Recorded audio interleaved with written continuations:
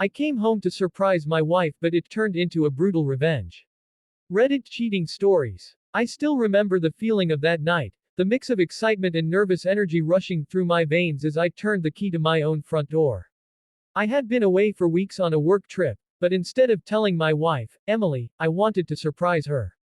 I had this whole plan. I'd sneak in quietly, set up candles, her favorite dinner, and leave a little note on the counter that said, "For the love of my life, thank you for waiting for me." But what I found waiting for me was not love. It was betrayal, so raw, so brutal, that it shattered the very foundation of everything I thought I knew about marriage. As I pushed the door open, I noticed something strange. There were extra shoes by the entrance. Not just any shoes, men's sneakers I didn't recognize. At first, my heart tried to defend her. Maybe a family member had stopped by. Maybe a neighbor. But as I stepped inside, I could hear it. Laughter. A man's laughter. And then, Emily's voice.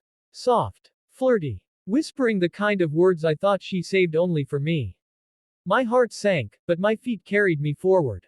I crept down the hallway, each step feeling like I was walking into a nightmare I couldn't wake from.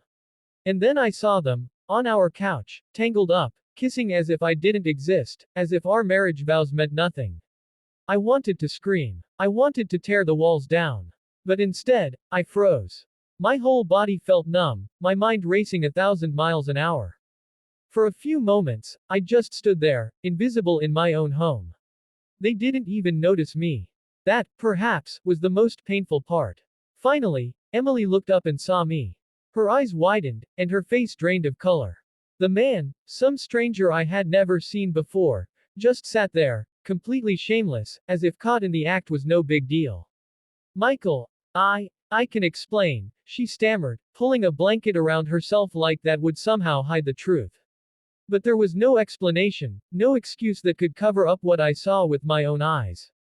The woman I had sacrificed for, worked endless hours to provide for, the woman I thought would be the mother of my children, was looking at me like a stranger.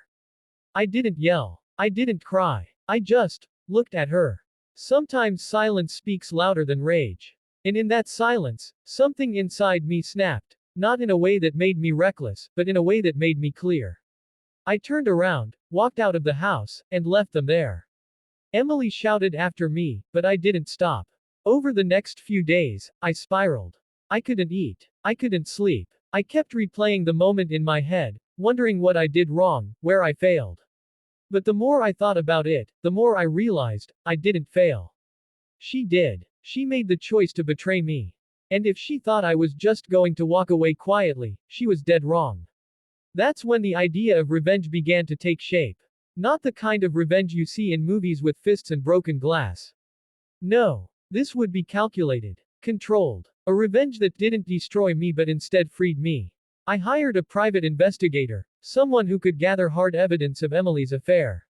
Within days, I had photos, videos, text messages, all of it neatly documented. It turned out this wasn't a one-time mistake. She had been seeing this man for months, meeting him while I was away on business trips. My heart ached, but my resolve hardened. One evening, I invited Emily's parents, my parents, and a few close friends over for a special dinner. Emily was confused but didn't question it. She assumed, as always, that I was doing something nice. When everyone was seated, I stood up and raised a glass. Tonight, I said, I want to share the truth about my marriage. I pulled out the folder of evidence and laid it on the table. Gasps filled the room as photo after photo revealed the depth of her betrayal. Emily's face turned pale, her lips trembling as the weight of her actions crushed her in front of the people whose respect she valued most. Her parents were speechless. My parents were furious. And Emily broke down crying, begging me to stop.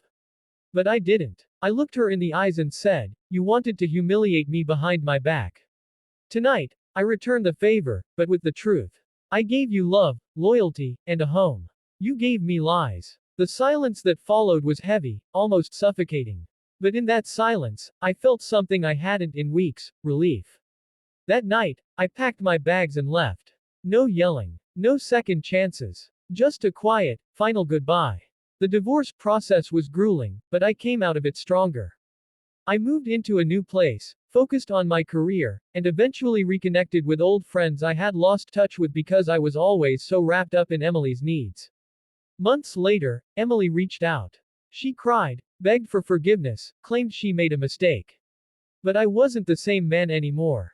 I didn't carry the weight of her betrayal anymore. I had found peace in letting go. Revenge, I realized, wasn't about destroying her. It was about exposing the truth and reclaiming my power. And the most important lesson I learned: love should never make you feel small. The right partner doesn't betray your trust, they protect it. And sometimes, the most powerful revenge isn't anger, it's moving forward with dignity, leaving those who hurt you to drown in the mess they created.